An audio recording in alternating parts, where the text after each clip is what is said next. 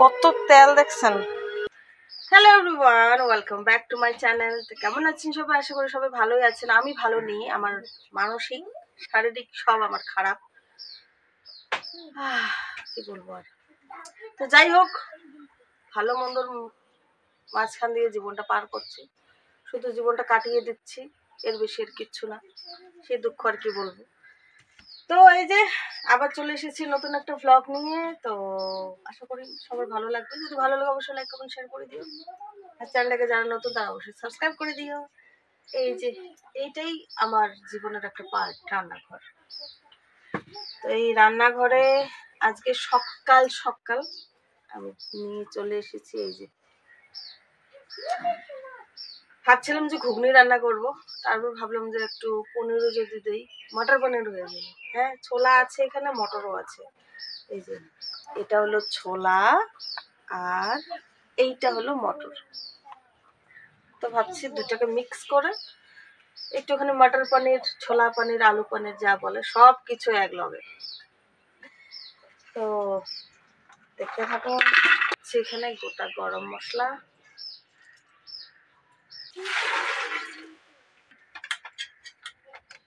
গতকালকে বৃষ্টি হচ্ছিল, প্রচুর বৃষ্টি হয়েছিল, তাই খিচুড়ি রান্না করেছিলাম, বাসি খিচুড়ি। আমি এটা খাবো, লেবু জল, লেবু শিপা বাইর হয়ে গেছে। এইটা দেবে এখন কাজে, এইটা দেবে এখন কাজে, তাই খাবো।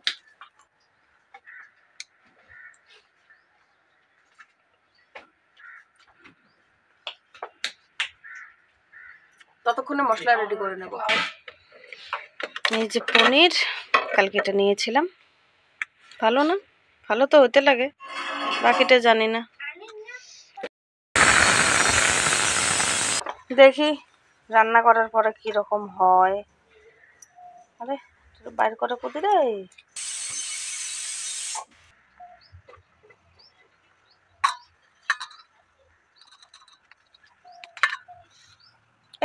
ভাঙিয়ে যাওয়া দেখছিলাম।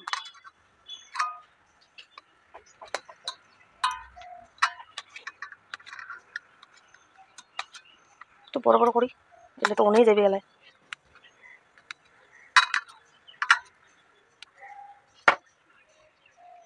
হয়ে গেছে। 90 টাকা।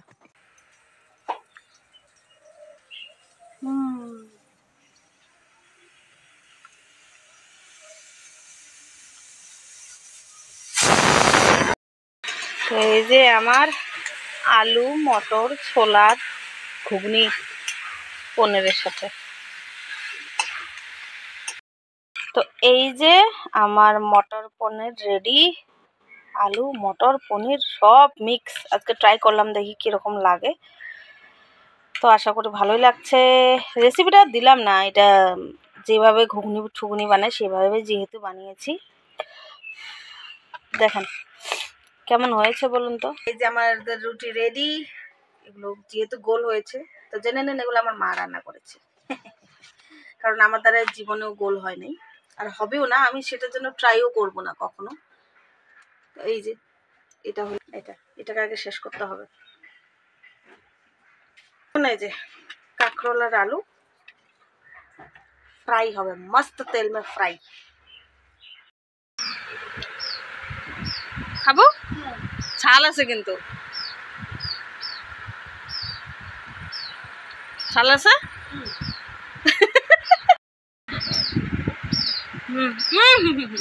মাঝে মাঝে আমি এইরকম রান্না করি না, আমার নিজেরই বিশ্বাস হয় না যে আমি রান্না করেছি, তারপর বিশ্বাস হয়। আর মাঝে মাঝে যখন যত্ন করে রান্না করি একটুকু স্বাদ হয় না, লবণ পর্যন্ত লাগে না। তো এইভাবেই চলছে আমার জীবন। আমার দুপুরের খাবার কচুটারি লাবড়া, কাঁকরোল আলু ভাজি, পনির, মটর আলুর সাদা মাটা খাওয়া। দেখছেন কি গরম। আমি চলে এসেছি আমার দিদির দোকানে, বসে একটু আড্ডা দিচ্ছি। দেখেন চারপাশটার অবস্থা কত সুন্দর না, সামনে পাহাড়, একদম ঠান্ডা ঠান্ডা হাওয়া। দেখছেন, এটা হচ্ছে মেইন রোড, এখান থেকে কোর্ট কাচারি সব জায়গায় যায়, দেখেছেন। এই যে সকালের ব্লগ শুরু হয়েছিল রান্নাঘর, রাত্রের ব্লগও রান্নাঘর। তো মুঠের কথা হয়েছে আমার ঘর রান্নাঘর।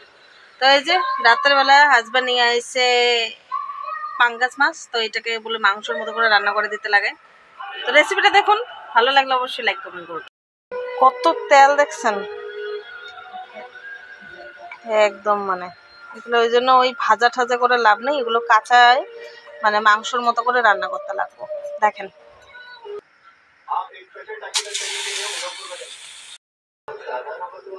পেঁয়াজ, গোটা গরম মশলা,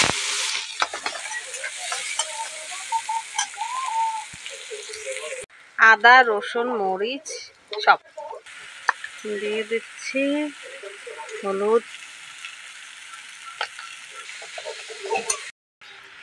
জল দিয়ে একটু ঘাটাঘাটি করে মশলাটাকে কষিয়ে নেব।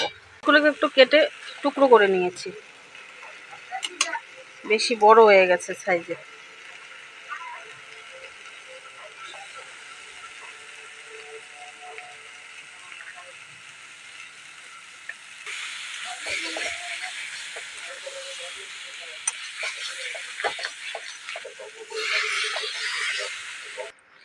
এটাকে ঢেকে দেবো, একটু চালটা হয়ে গেলে নামিয়ে নেব বাস।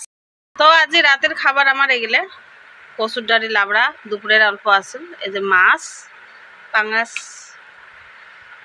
ঝোল এমন করিয়ে, আর আমাদের হচ্ছে কাঁকড়া আলু ভাজে।